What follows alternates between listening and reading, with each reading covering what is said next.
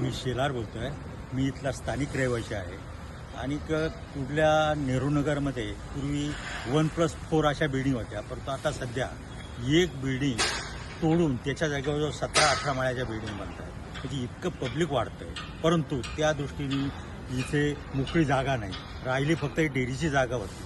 परंतु तिथेसुद्धा आता सगळं तोडातोड चालू आहे आणि उद्या काय होईल सांगता येत नाही. स्थानिक आमदार म्हणतात इथं आपल्याला गार्डन बनवायचं आहे, इथं सिनियर सिटीजनसाठी जागा करायची, परत लहान मुलांना खेळण्यासाठी जागा करायची, गार्डन बनवायचं आहे, सगळं म्हणतात. परंतु आजपर्यंत आता सध्या तर इतकं भयानक वाटतं आहे, कारण ही डेअरीतली जी मशिनरी होती ती सगळी डिस्ट्रॉय करायचं चालू आहे आणि ते भंगार काढून ती विकायचं काम चालू आहे. फार दुर्दैवाची गोष्ट आहे.